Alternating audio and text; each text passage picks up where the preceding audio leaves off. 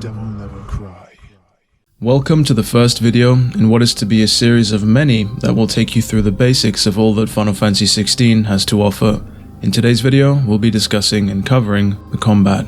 In today's video, we'll be covering the combo system, including magic bursts and how to get better at them, charged inputs such as the Burning Blade and charged magic, how to launch enemies effectively and consistently, as well as dodging, parrying, and general gameplay tips to help you neaten up your combat out there in the world of Valisthea. If you're interested in more guides for Final Fantasy XVI, then definitely consider subscribing and sticking around, as there's more on the way. Without further ado, let's dive right in. Starting off with melee combat, Clive has access to a standard 4-hit combo on the ground and a 3-hit combo up in mid-air, provided you have enough height when you begin attacking. The timing on these combos is incredibly lax, meaning you'll be able to get these combos consistently provided you keep pressing the melee button. However, by implementing the Magic Burst ability, you're able to lengthen both the ground and aerial combos extensively. By pressing the magic button after every melee attack and alternating between the two, Clive will weave out a dance of death as he combines both magic and melee attacks to devastate an enemy. If you look at the Magic Burst ability in the skill tree, it tells you to press the magic button just as a melee attack lands. It's important to note that the timing is quite tight, and there has to be almost no delay between you pressing the melee button and the magic button for this to be done correctly. If done successfully, as soon as Clive finishes his melee animation, he'll seamlessly transition into another one as he throws out a burst of magic. Something else that's important to note about the Magic Burst system is that you don't have to Magic Burst every single piece of your melee combo for it to be effective. If you miss the Magic Burst window in the first few melee hits of your combo, you can still use Magic Burst at the end. Coincidentally, this works the other way around. You're able to Magic Burst the middle or even the beginning of your combo and miss the end entirely. This essentially allows the player to set however long they want their melee combo to be, anywhere between 4 and 8 hits, depending on when they Magic Burst that melee combo. If you're having issues getting the timing down, as I know some of you are looking at the comments on my previous videos, then I suggest you find yourself an empty room and just start practicing. That's the beauty of this system. You don't need an enemy to practice, you can simply just learn the timing by practicing on thin air. Once you get a feel for it and how it works, you'll be pulling it off in actual combat in no time at all. And whilst we're on the topic of magic bursts, I can't forget to mention the fact that you can actually burst more than just your standard melee combos. Whenever you use Clive's lunge ability, where he throws himself violently across the screen towards an enemy, or his downward thrust attack, where he comes crashing down from the air, determined on splitting an enemy's skull, the moment those attacks land, you'll be able to press the magic button and also make use of the Magic Burst system. And the final thing I want to mention about the Magic Burst system is that by simply mastering the ability or upgrading it fully, you'll extend the window after a melee attack in which you're able to Magic Burst, which should hopefully make things easier for some of you who are still struggling with the timing. Moving swiftly on, let's briefly talk about charged inputs or charged attacks.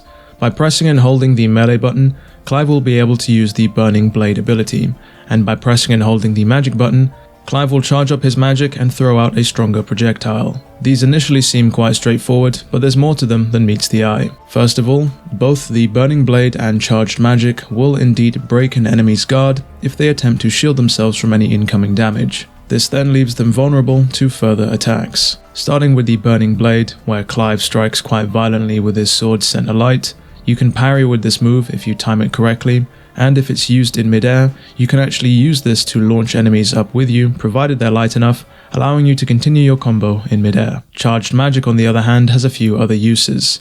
First and foremost, whenever Clive throws out his charged magic, he does a little backstep. And would you believe it, this backstep actually has invulnerability frames, so if timed correctly, you'll be able to use this little backstep to dodge incoming attacks. If any of you saw the combat director Ryota Suzuki take on the Atlas hunt, he used this piece of secret tech to dodge attacks quite efficiently. The reason that this is so efficient is because it allows you to throw out a fairly strong projectile while also evading incoming damage. However, the timing for this is quite tight and will solely depend on the timing of the attack that is coming your way. Alongside this, charged magic can also be used to launch enemies which are currently in mid-air or enemies that have been downed after they've been knocked back with a melee combo. And the most important thing to know about the Burning Blade and charged magic attacks is that you can charge them or buffer them during any animation in the game, Whether Clive is attacking, whether he's dodging, whether he's jumping, as long as you're holding down that button, it will be charging up in the background.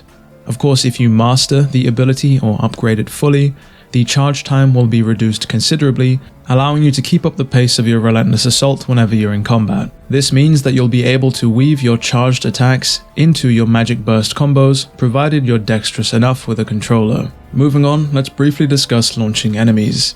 If enemies are light enough in this game, you'll be able to launch them, and there's a myriad of ways to do so, either through iconic skills or by simply using the standard toolset that you have at your disposal. I've briefly mentioned some of these already, but to quickly reiterate, hitting an enemy that is light enough with an aerial burning blade will launch an enemy. Hitting an enemy that is already in midair or is currently downed on the ground with charged magic will launch an enemy. Using Torgal's Ravage command will launch an enemy. And using iconic skills such as Garuda's Wicked Wheel or the Phoenix's Rising Flames will launch an enemy. And so there's plenty of ways for an enemy to get up in midair, it just depends on which method you want to use. My own personal favorite is the aerial burning blade, as you're able to throw this out almost immediately if you let go of the burning blade just as you jump, and it doesn't require you to have a specific iconic skill equipped or to even use an iconic skill just to get an enemy airborne. Up next, parrying. This mechanic is very high risk, high reward, and can incur a lot of damage if done incorrectly. The general idea of parrying is that you want to hit an enemy with a melee attack just as their attack is about to hit you. Of course, considering enemies and bosses throw attacks at you at almost blinding speed, this is easier said than done. This mechanic definitely isn't for the faint of heart. As I said, if you get the timing wrong, you can take a lot of damage, and it should be something that you focus on only after mastering or getting to grips with some of the other more basic mechanics. The only advice I can give is try to find a specific enemy that you want to parry and just simply study their moveset.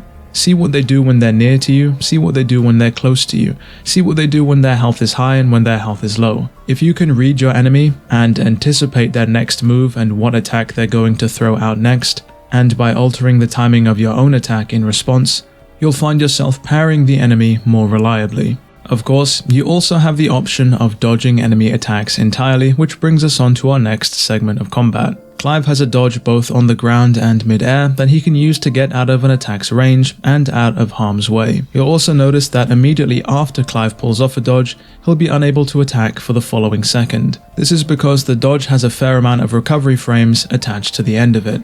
The reason they've done this is because they don't want you to continuously spam the dodge. If you mash the dodge button and get the timing all wrong, then those recovery frames at the end will ensure that the player is punished for their mistake. The goal instead is to go for a precision dodge, where time slows down slightly, allowing you to get a reprise after your effective dodge. Similar to what I suggested for parrying, you want to study exactly what it is that the enemy is doing, anticipate their next move, and attempt to dodge with correct timing. You should take heed that the dodge does have a set of invincibility frames, essentially meaning that with correct timing, Clive is near on invincible during this dodge, which means that you'll actually be able to dodge into enemies and into incoming attacks, no matter how illogical that may seem, and you won't take any damage whatsoever. Just make sure that when you're dodging into an incoming attack, that you go for a precision dodge, or that if you go for a normal dodge, that the enemy's attack animation stops before you get to your dodge's recovery frames, otherwise you'll end up taking damage. Or to put things quite simply, if you're going to dodge into an enemy's attack, make sure you get the timing right. And the last piece of advice that I can give you when it comes to combat is to make sure you use the lock-on system. Locking on, as the name suggests, allows Clive to specifically target one particular enemy with all of his attacks. This can be quite useful if you're facing off against a whole set of enemies and you just want to focus on one for the time being, and if you want to switch whatever target that you're currently locked onto, you can do so by pressing in the right thumbstick. And so there you have it, a guide to the very basics of Final Fantasy XVI's combat to help you level up your gameplay. If you found this video helpful or you enjoyed it, leave a like and subscribe. That way you don't miss out on all of the Final Fantasy XVI content that's to come, including an advanced combat guide. With all that said and done, it has been me, DevilNeverCry. I'd like to thank all of you for watching, and as always, I'll see you all next video.